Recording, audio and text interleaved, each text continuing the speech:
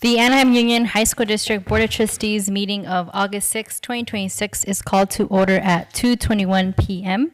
The following members are present: Trustee Brian O'Neill, Trustee Dr. Jose Paulo Macallis, Trustee Ron Hoshi, and myself. Staff has requested the following amendments to the agenda. On page 9 of the agenda, item 12.7, replace page 1 to update language. And the language was provided to us. Second amendment, page 31 of the agenda, item 13.36, replace 1 to remove Barilio Rodriguez. And that was also given to us in the attachments. And then the last amendment on page 31 of the agenda, pull item 14 as it is a duplicate item. Do I have a motion to adopt the amendment? moved. Second. All in favor? Aye. Aye. Okay. We will now move on to item 3.1, Hope School Site Redevelopment Update, Request for Statement of Qualifications and Request for Proposals Overview. And I will defer to Dr. Nian to introduce our presenters. Perfect. Well, thank you so much, Board.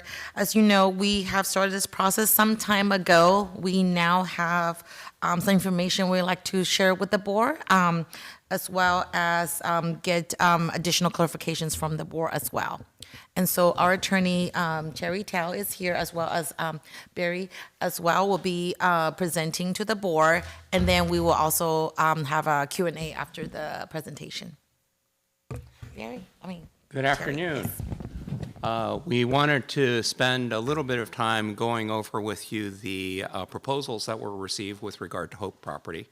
This gives you a preliminary overview. We're still fairly early in the process. At the end, we're going to suggest some changes and some things to think about with regard to these proposals. I want to thank everybody for being here because this is a really important time for you. This is one of those times that other districts also will be looking at how did Anaheim handle the schools that they had? How were the assets used? How were they officially benefiting the district? So what we had talked to the Board about over the past couple of months is methods in which to gain a development alternative for Hope School so that it would be possible to do a number of things that would be consistent with what it is that the district's goals are. We looked at how to generate revenue, what it is that would be important for your program, the types of programs that you would like to see there. One of the features that we talked about a lot was how would we have housing added to the development in order to help further what the city is needing, as well as what it is that could help the district generate income. So both a development portion and a low-income housing portion. We wanted all of this to be financially viable. In other words, something that would not end up costing the district any money and hopefully generating some substantial income for the district too. This is a prime piece of real estate, very closely located to Knott's Berry Farm.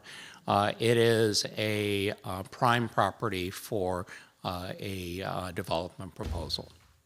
And the last thing that we looked for from all the partners that proposed was somebody who has a track record, who is able to deliver. And we received multiple proposals, and we're quite happy to present those to you because every one of these proposers spent a lot of time, spent a lot of effort trying to come up with something that would benefit the district. Every single one of these proposals brings an income component to the district. So you've satisfied the number one criteria, which is, are we going to be able to generate income? The answer is yes, you're going to generate income. It's all different amounts of income and all different types of proposals. So we'll talk about what each one of these proposers have suggested. So these are the proposers. CHW, MW, Storm, Gray Star and Tate, the Michaels Organization, and USA Properties Fund. They all have done similar types of projects. They're all slightly different. There are developers such as CHW, who is more of a low-income housing developer.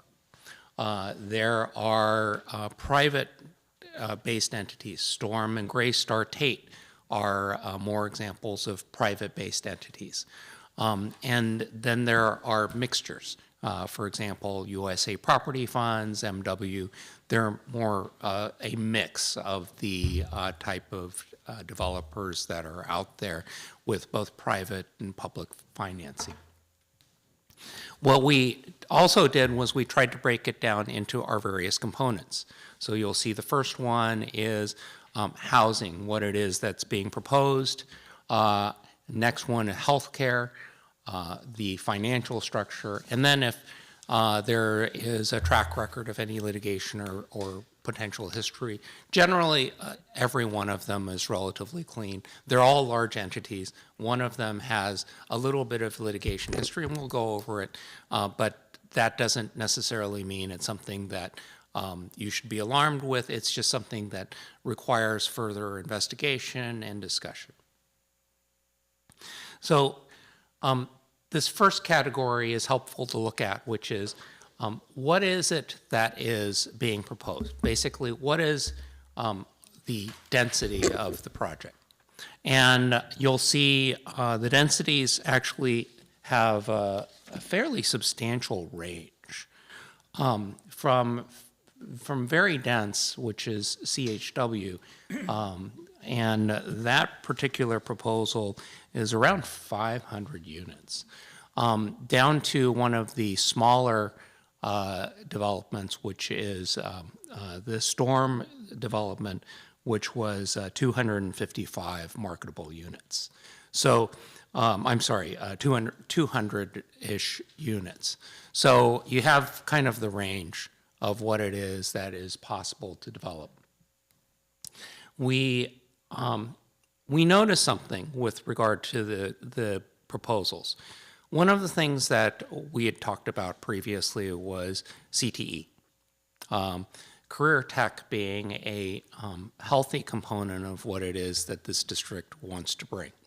And what we noticed is each of these developers did look at CTE, but it looks like there are issues with regard to how CTE can be incorporated into this development proposal.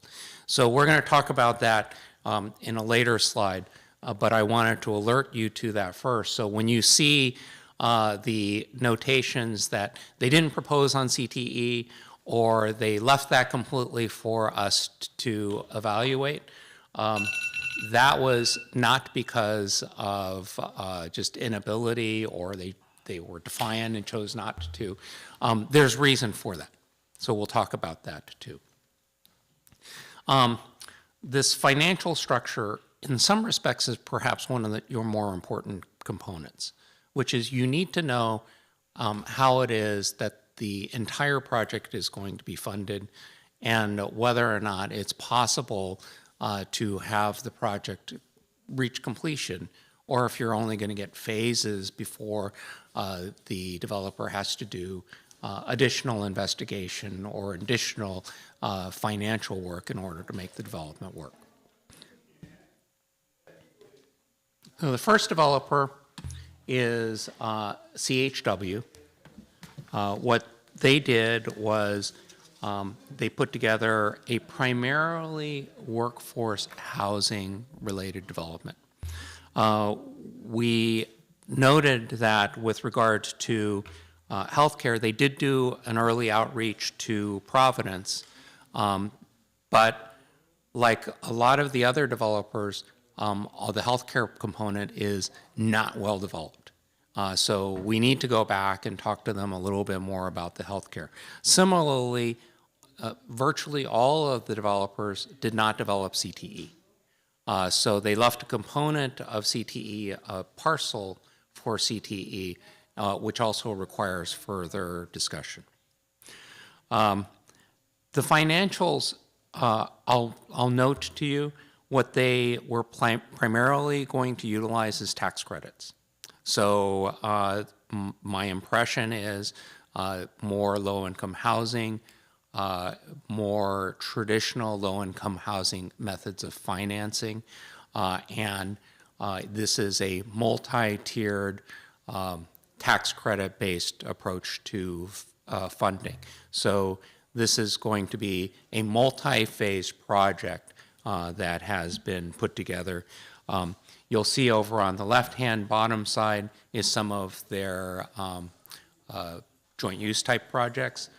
They put one together for the Presidio up in San Francisco, and they also did one at Governor's Island. So I wanted to show that they actually have some background in this type of work, but more in the low-income housing arena.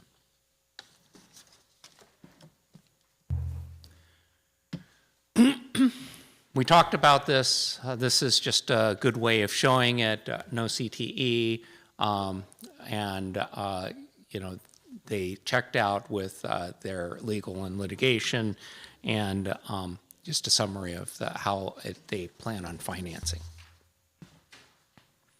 MW Investments.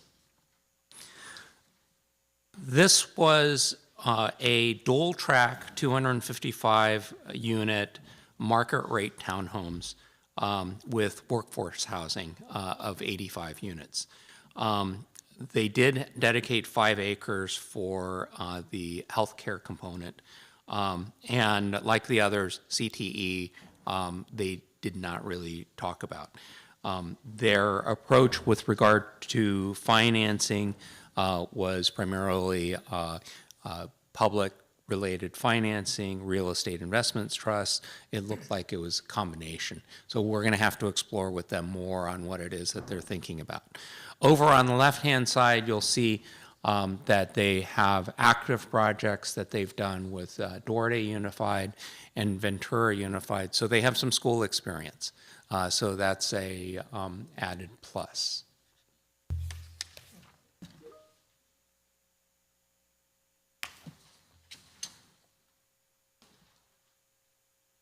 This is the snapshot on what it is that we found with regard to the actual proposal.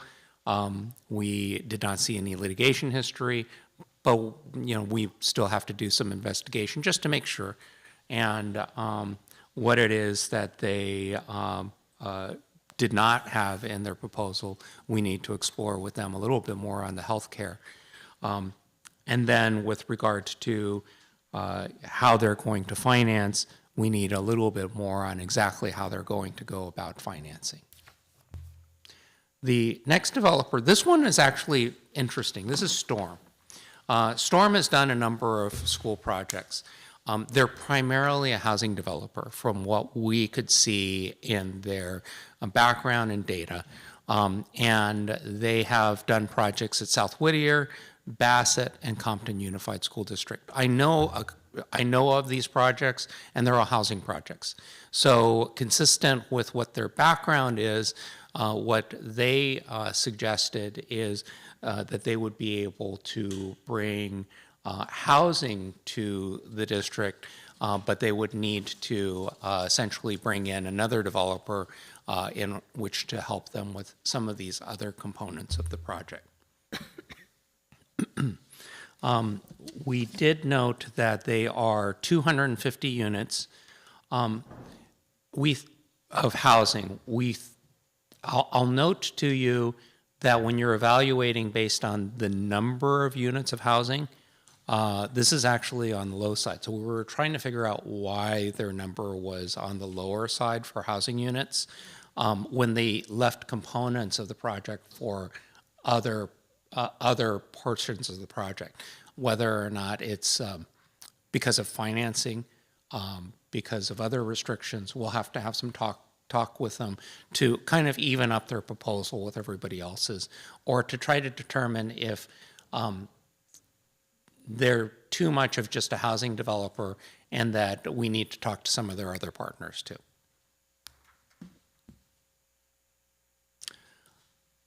Graystar and Tate.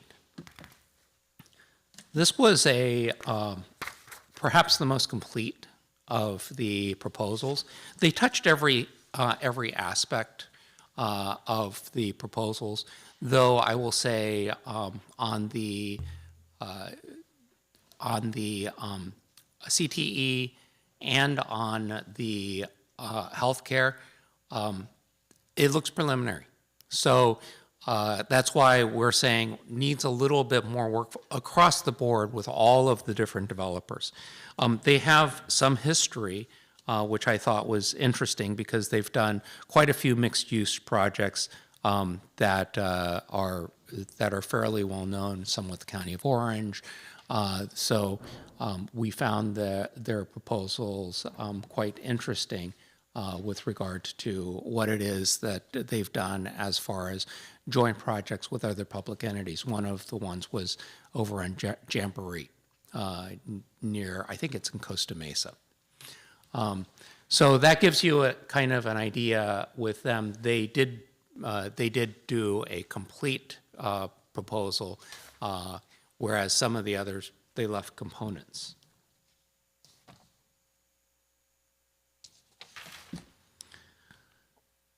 The Michaels organization is an 18-acre residential campus, and when we were looking at this one,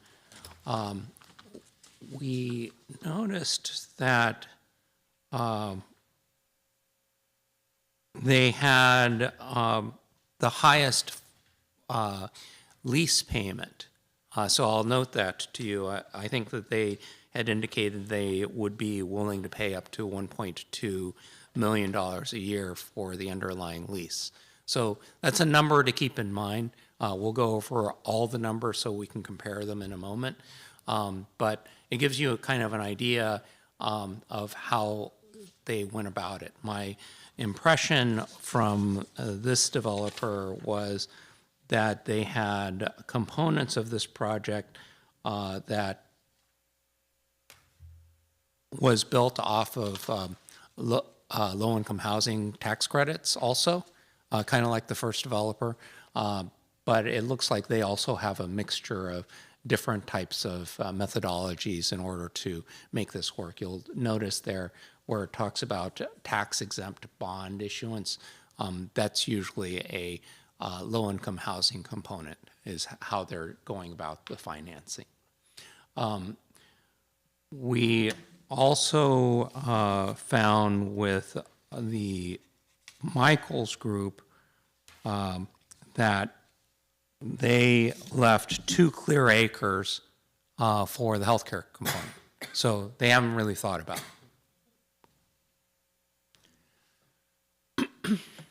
So USA Properties, this is the last developer. USA Properties has a high density, 300 income units, 200 townhomes, and they had anticipated a 20,000 square foot community health care center. They have similar projects at Sierra Community College. The Sierra Community College one I know of. So I'll describe it very quickly so that you know what type of project it is. There was a bunch of state funding that was provided for dorms. So you'll see a bunch of community colleges are building dorms right now. My understanding is this is one of the dorm projects that is partially state funded, or perhaps completely state funded. It's either one or the other. But my impression is that that's how this one was put together, based on a fairly large grant. So the financing for this particular project is handled a little differently. But I would say that they do have experience putting together these projects also. We will have to talk with them about exactly how they're thinking about financing.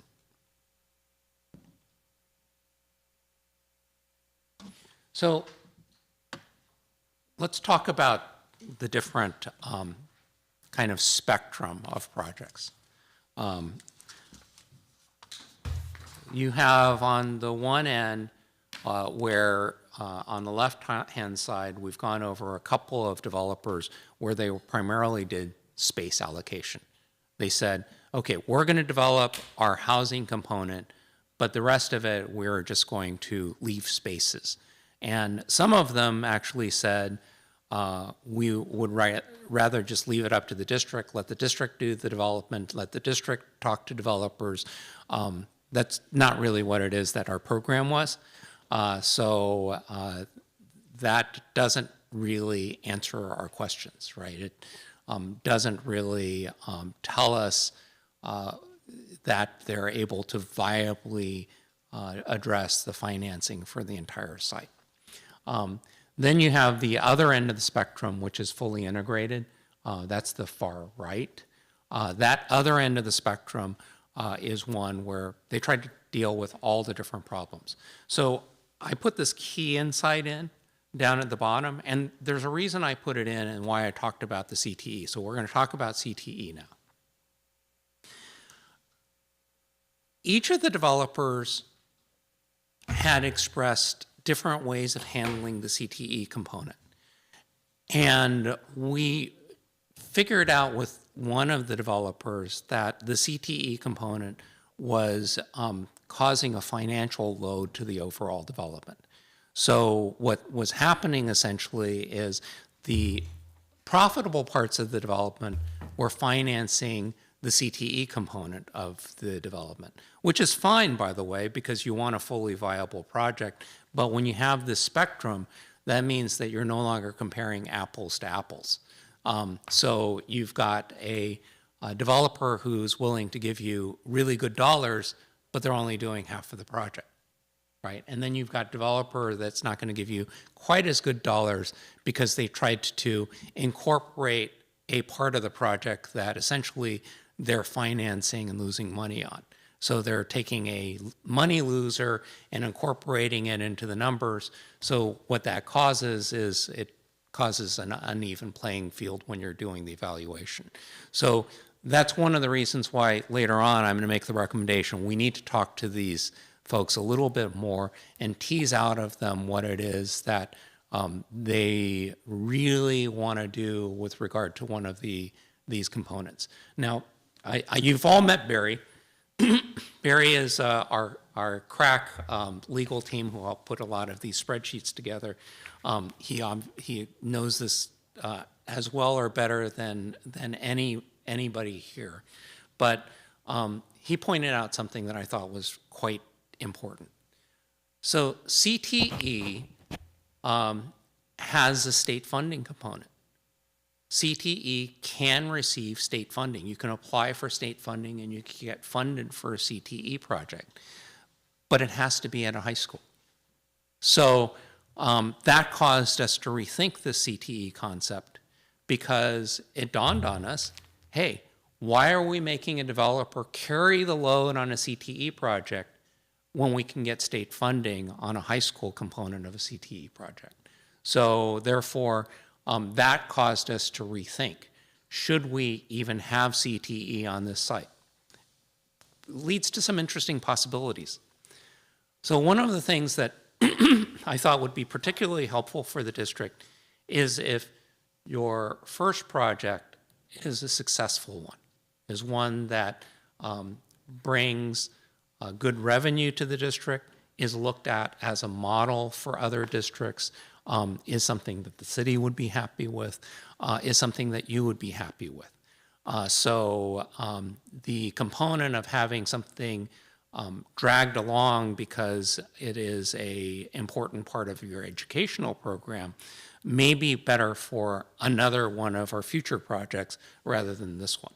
So we're toying around with going back, subject to your direction, of course, going back to the developer, and I'm going to suggest as one of the things that we should discuss today, that the CTE component be reevaluated and have the developers come back with a development proposal that financially considers the project without CTE, because I think that that'll lead you to slightly better numbers. And also will even the playing field, because I need to even all these developers out so they're all answering the same questions so that you can do a better evaluation. So that's why you have the spectrum. We want to get them all either on the far right or right in the middle. So that's your goal, so that you can compare apples to apples.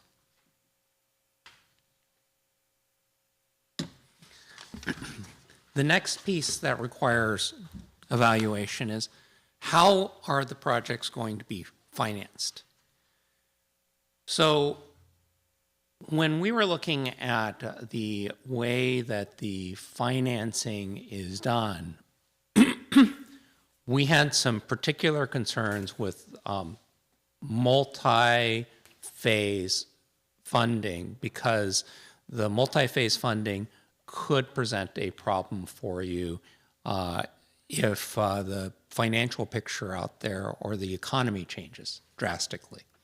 The lending situation will change, the tax exempt situation could change, the bonding could change. So that one we looked at with some concern.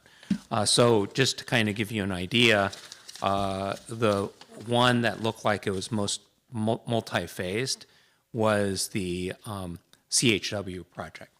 So we need to talk to CHW and determine how solid they are on the last phase, right? We know they can probably bring the first phase, but how certain are they going to be to bring the last phase? Because there are developers that are privately financed, for example, Storm, the Greystar. Private financing means that they're planning on delivering the entire project. So if you are comparing somebody who's planning on delivering the entire project versus somebody who's bringing it in phases and hoping that each phase will work out, that's a different consideration. It's also a different financial model. So that's why we're looking at these as different. There's another component too. We want you, at the end of the day, throughout the development, to no longer be responsible for whatever it is that ends up being developed on the project. Your goal is to have an income stream. Your goal is to have something that you'd be proud of, to have programs that you would be happy to have as a Anaheim Union High School District program. But you don't want a liability coming up. You don't want to have a significant issue where you have to renegotiate something, 20 years down the line. I know it may not be you, but it may be somebody else at the district. So those kind of dangling loose ends, we need to figure out. There are some that have dangling loose ends. So we're going to have to explore what those loose ends are. You'll see in there that we identified some where we were kind of questioning, okay, how is this finance structure going to work, and which ones will be an issue? You notice that we left the private organizations out. So you don't see Storm, and you don't see Tate, actually you do see Greystar, but we tried to look at it in terms of, okay, is there any component of risk?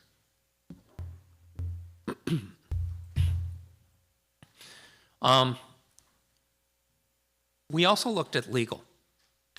Is there litigation? And what we found is one of the developers, Michaels, has some litigation. Remember, these are all very, very large entities.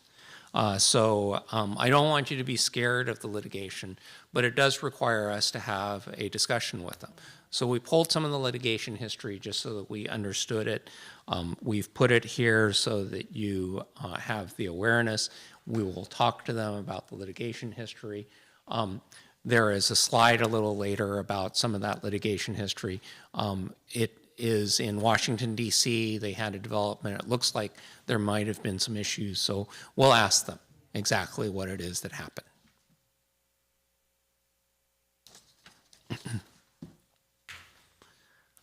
I am very happy to report to you that all of these entities have a track record. And some of them actually have track records with school districts, which we've talked about. So we've put up here the different entities and their track record for doing public-private partnership type projects. All of them have that experience. Some have school experience.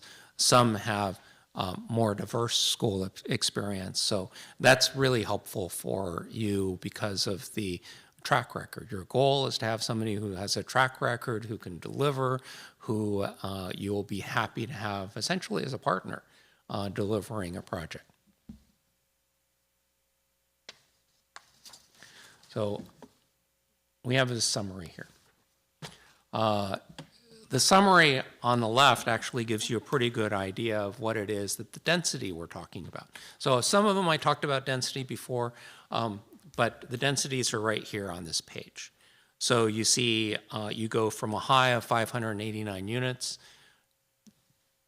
Dense doesn't necessarily mean good, okay? Dense just means higher potential for profit, but there may be other things that are going on. So, but we do want to look at the density so we understand what's going on. So you see the high of 589 and the low with storm of 250 units. And then you'll see why it is that I question, okay, if storm's only doing housing, how come it's only 250 units? So I don't mean to single them out, but there's some questions. Then the next component is healthcare. How did we handle healthcare? What was the anticipation? And each of them set aside property. Some of them have had preliminary talks. We need to know more.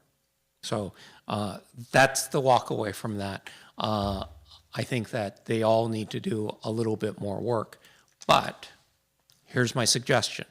And this is one that we'll have at the end, but I'm going to talk about it now. What we probably want to do is we'll probably want to narrow this field down to 3 and then tell them we need more work from you on the healthcare component. Rather than having all of them go do all of this extra work, we need to narrow the field down a little bit and have our short list. And then what that does is it gives you the ability to interview them. Rather than have all-day interviews, you have the ability to talk to them, ask them some of the questions, ask them some of your thoughts in a public arena so that you can see what it is that each one of these developers is bringing to the table. So I highlight that with healthcare because we feel that there's more that could be brought to the table. But I don't fault any of the developers because bringing a healthcare component is not easy. Requires a lot of discussion, requires a lot of work. And if they're not the one that's picked, why should they do all that work, right? So you need to get them a little closer to the finish line.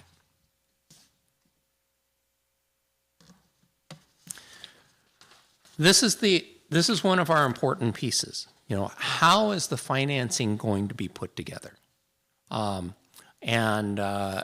We're going to have to talk about this to each of them because they're all different methodologies.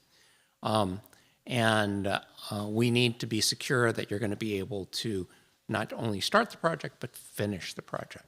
And that there's going to be a acceptable financial return on investment because that is ultimately a goal of the district. That not only does it bring good programs, but also is financially viable. And then we've already talked about this, the the relevant experience. So if you want a quick stop shop of what everybody did and what everybody brought to the table, these 2 pages tell you everything.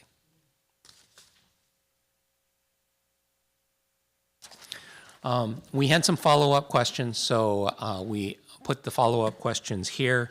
I'm not going to read them, but what I will note for you from these follow-up questions was for CHW on the far right, it says that they reserved 5 acres and expected the district to pursue the development of CTE and healthcare.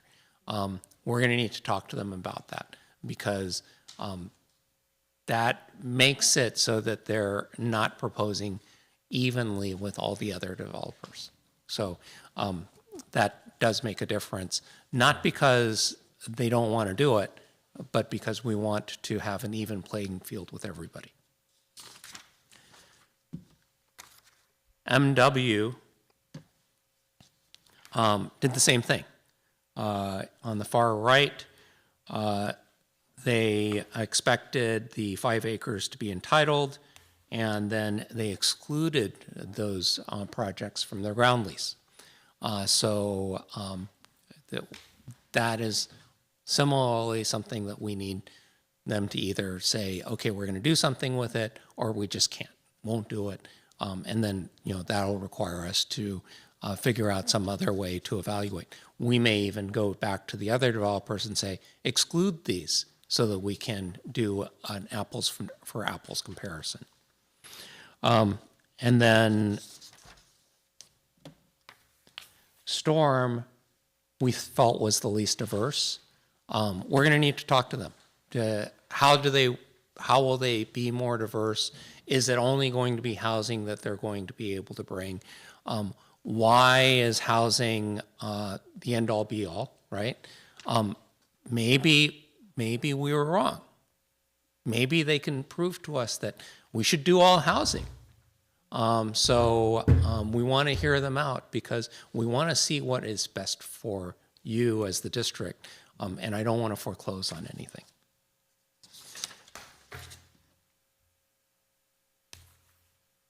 Graystar Tate, they originally left out a number because their arrangement was more of a sharing arrangement. They're going to share their profits with you. So what they did was, on the left, Q1, they talked about $600,000 per year, or 6.8% of the multifamily project effective gross income. So we're interested in how much of this number is being dragged down by the other components, so that we can even the numbers out. Because like the higher numbers was just the housing component, excluding everything else. So to give somebody like Tate Graystar, who tried to do everything, we need to know, okay, how does this compare once you start removing components?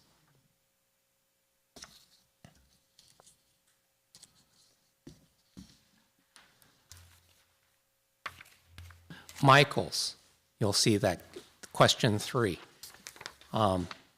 They also excluded healthcare, and they suggested a standalone RFP, which basically says, district, you're going to have to do it. Okay, so that kind of gives you an idea of what the developers were willing to do and what it is that is outside of their wheelhouse.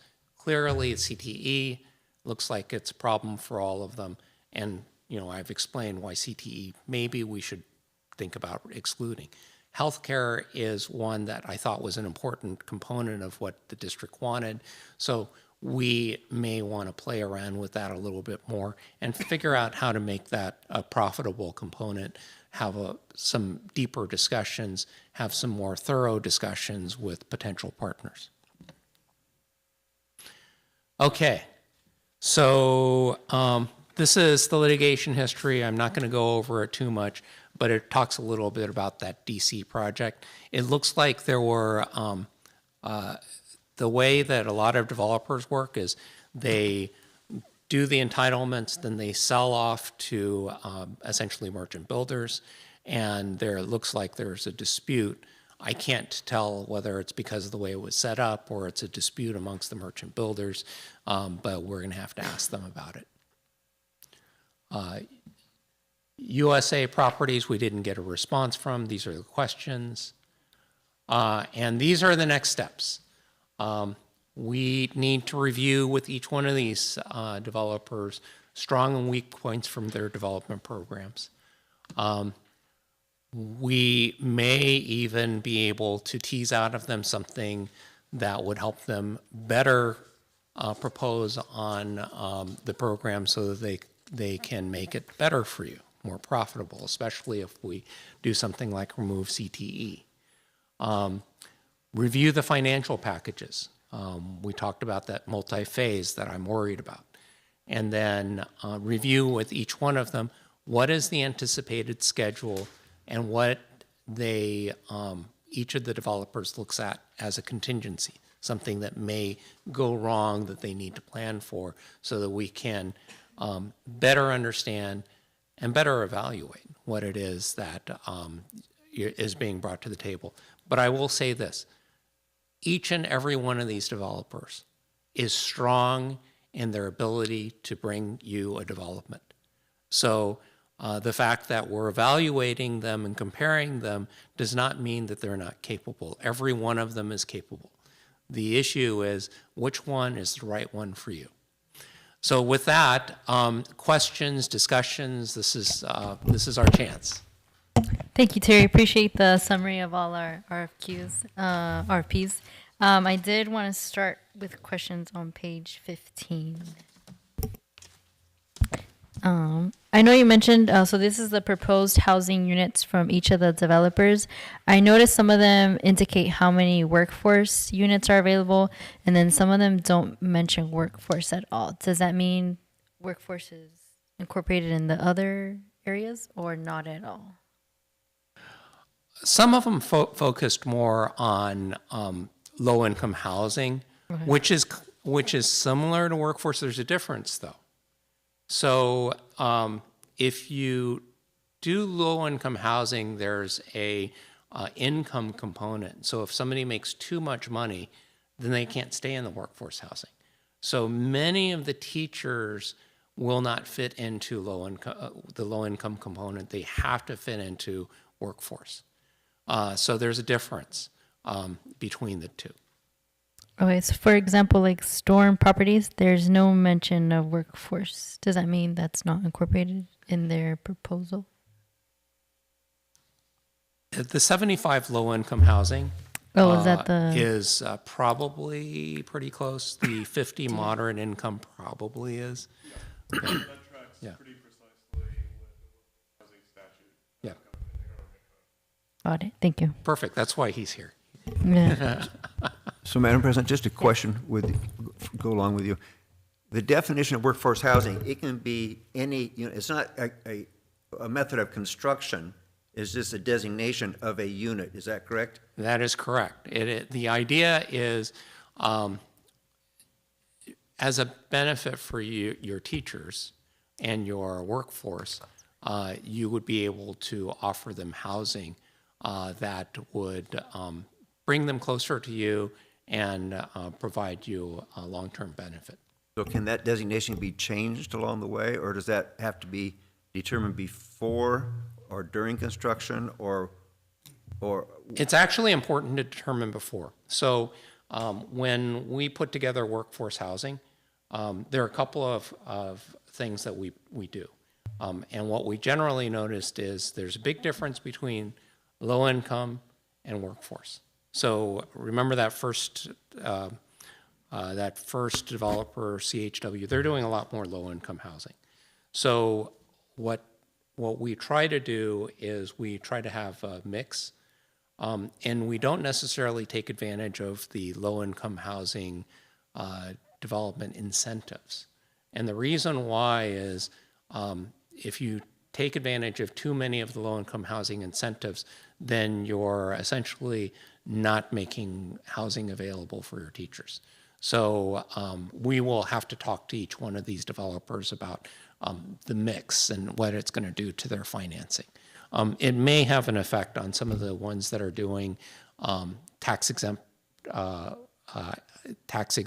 financing because they have to have a higher quantity of low-income housing units. So can the number of workforce housing units be changed along the way? We're talking about, say, a 99-year lease. Can it be adjusted during that time? Typically not. There will be a restrictive covenant on your property.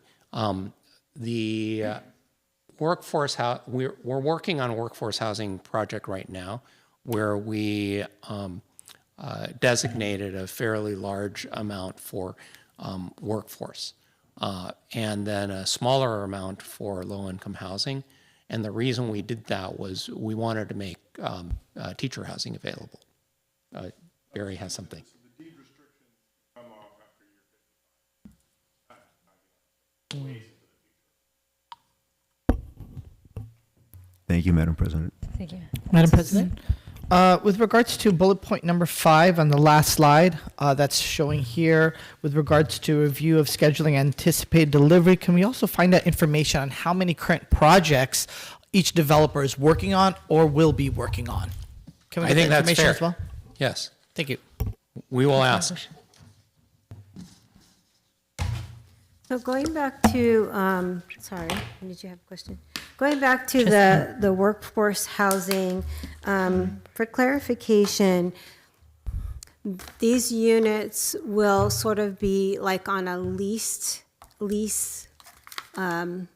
basis. Correct. They get to have them for 10 years, 15 years, something like that, or not even that long. Do we specify that ahead of time, or? It depends. Okay, so usually for workforce housing, if it's workforce housing, we will write that covenant for you. And we will specify ahead of time what the restrictions are. So I'll give you an example. Let's say you have a teacher that's living in one of these units, and it's really designed for your teachers. And the teacher decides to go next door to one of the other neighboring school districts. Do they stay, or do they then have to leave? So we usually write a restriction saying if they leave the school district, then they would have a certain amount of time where they would essentially have to vacate the unit. And the reason why is it's supposed to be a benefit for your teachers. So that is a restrictive covenant that we would include.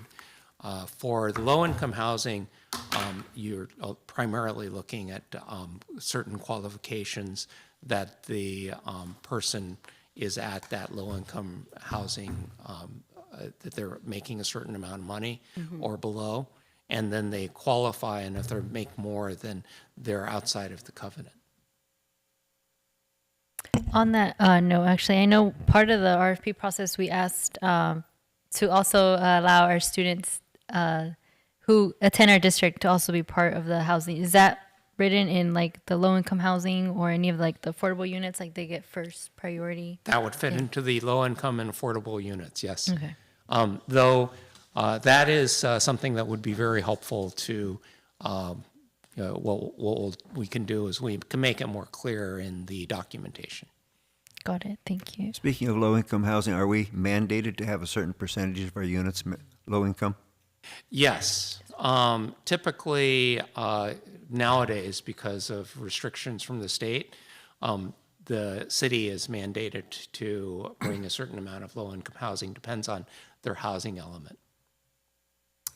Are there any restrictions on the length of time they could live there? No, but your lease is going to be for 99 years.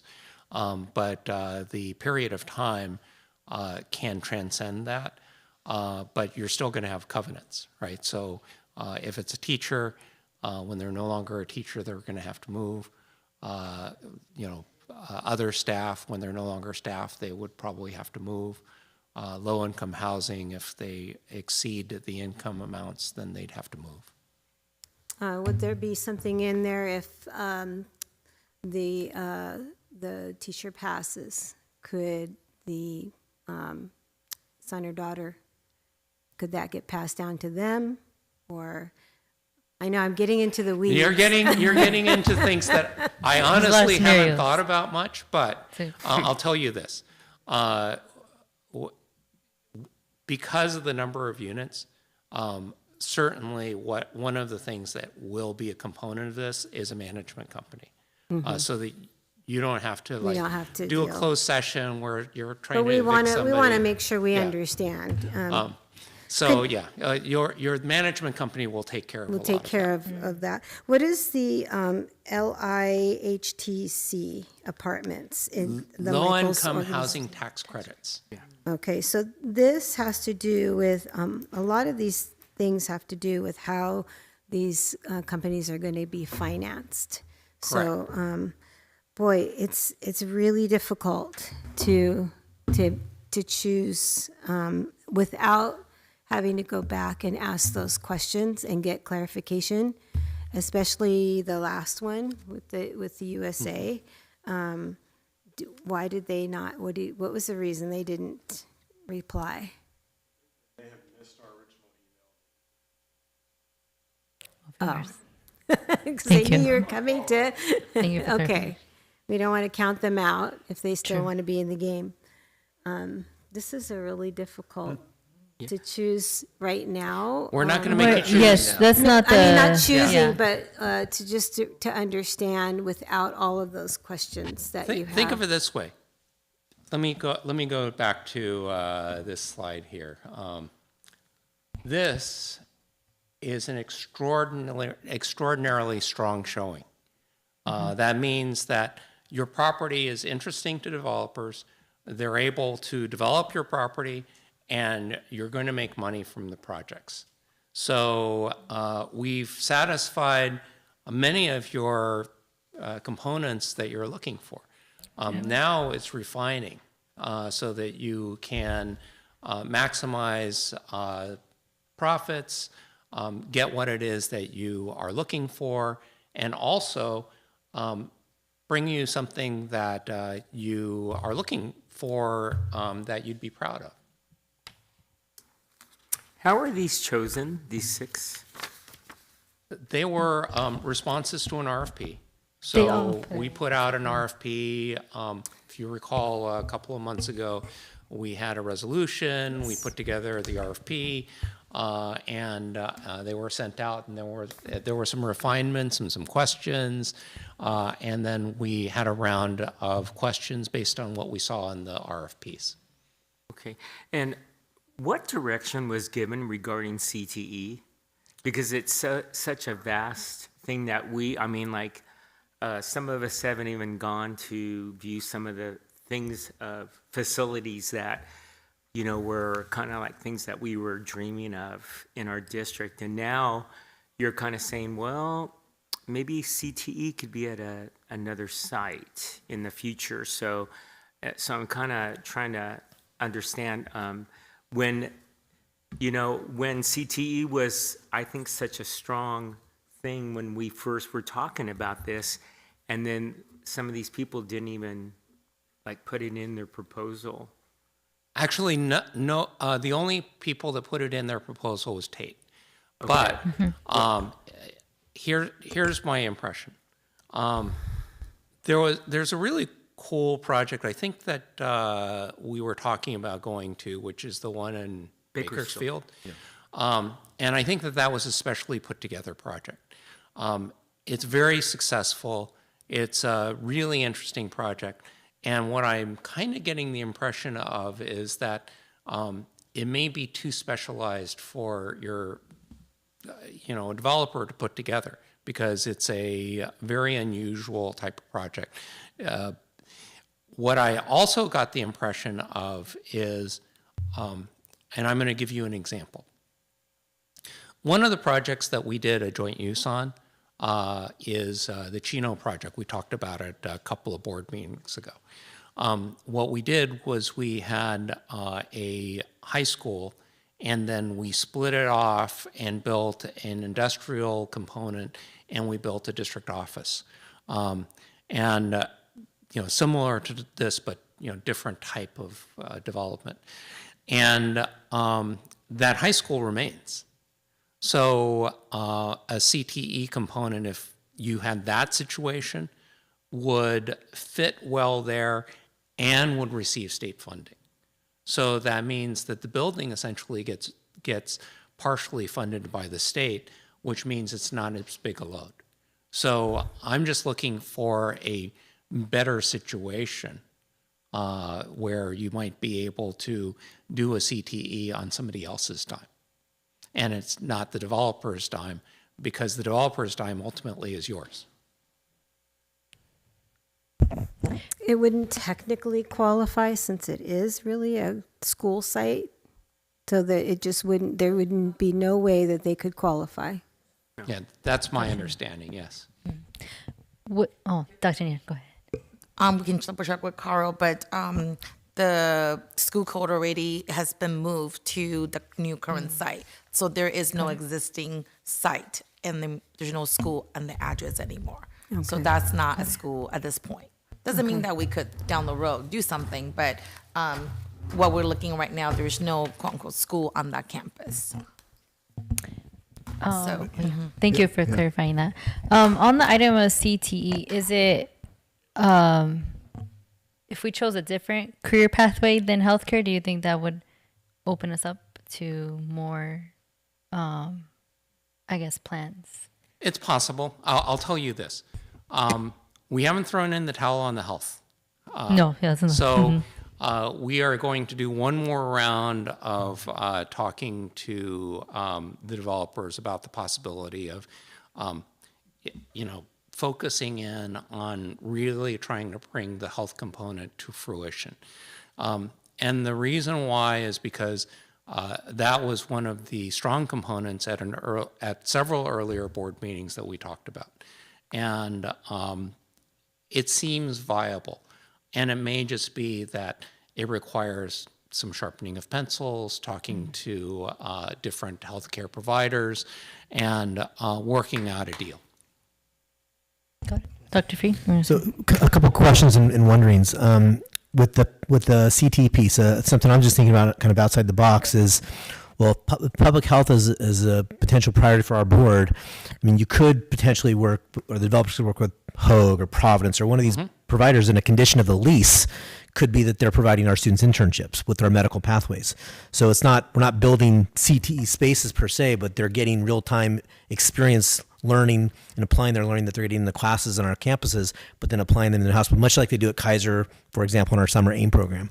So that could be an example of how it's something they're doing on their own, but now our kids get access to it as a condition of the lease.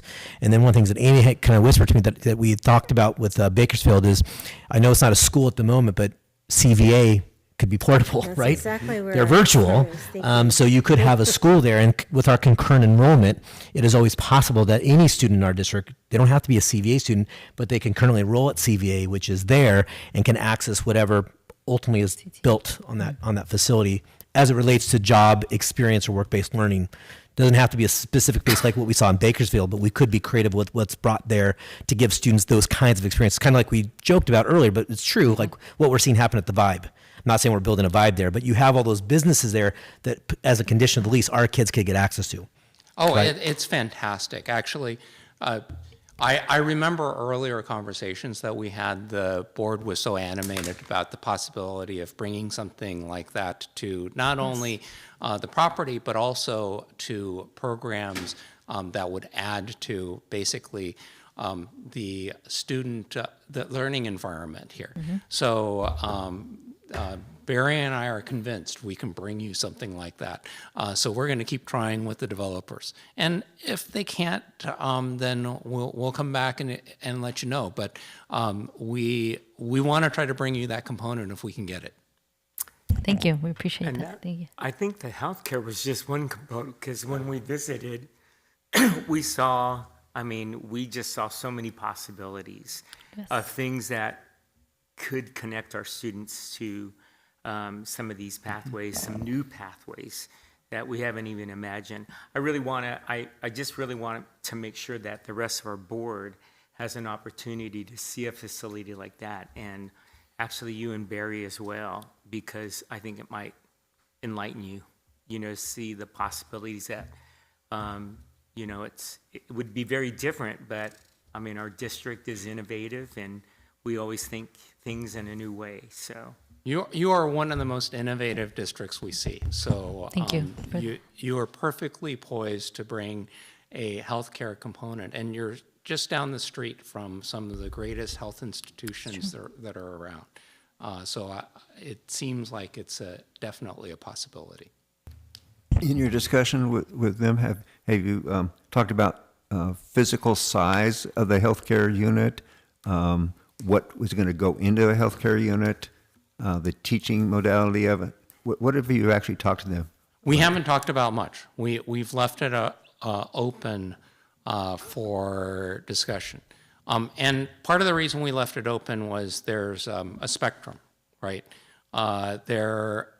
In this area, in Orange County, what we noticed is there seems to be the development of immunology, cancer research, because there's 2 of those that have now opened up.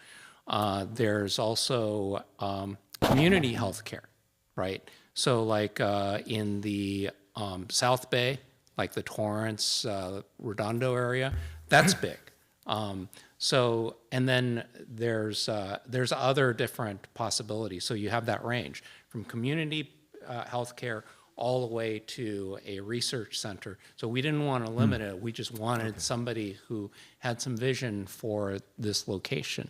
Because it's well located, it's close enough to some of these facilities that it should be interesting to them. All right. Terry, can you talk about the next steps after this meeting? Absolutely. Yes. We're going to have some additional discussions with the developers. We are going to ask them candidly, we see that you really didn't do CTE. We see that you really didn't do healthcare. Please explain to us what your difficulties were, and are you going to be able to get over the hump, or is it just not realistic? Were we not realistic in what we asked for? And have them honestly tell us, because they're the ones that are trying to bring you the program. They're the ones that know viability. Then what we're going to do is we're going to try to get them all a little closer together so that we have something to compare against. We're going to suggest a short list of probably 3, maybe 4. And then once we bring the short list, I'm going to do this presentation, but in much more detail, much more focused on the 3 or 4. And then I'm going to suggest probably some interviews. Got it. What happens after 99 years in one day? Ah. Yeah, what happens? So after usually we're all what gone? happens is at 98 years or 97 years, there is a renewal discussion. And sometimes there is an option to renew. So typically what will happen is there will be a renewal discussion and there will be an option to renew, and they might get another 5 or 10 years so that you can have the further discussions. We don't know what the situation will be. We know that there are times where you do what I call a rebench. Some of you aren't old enough to remember back to the 70s where you had this tremendous run up on real estate values. We recently had one of those times when you had tremendous run up on real estate values. Sometimes it's important to do a rebench because if you have one of those old leases, they're very valuable because they're under market. So you want to try to adjust. Got it. Thank you. Any other questions? Okay. Are you good with direction and next steps? Thank you. Yeah. I All right. appreciate. Yes, Thank you I so am. much. Thank you both for your time. Thank you. And I just do want to Oh, say Dr. that Neal. we were supposed to bring a developer to board in September, but obviously I think this will extend our time. So I do want to make sure the board is aware of that. I do believe that we need more time. It is a lot of information, and so I just want to make sure the board is aware of that. Yes. No, I think. And then, but obviously we will be reporting back to the board every step of the way to set the next stage. Yes. Thank you. Thank you. The important. Take our time. Thank you, everybody. Thank Thank you. you. Thank you. Board. At this time, I will be taking any public comments on our closed session items. Seeing no comments, the Board of Trustees will now hold the closed session to discuss items 5.1 through 5.5 on the agenda. It is now 3:26 p.m. and we will move to closed session.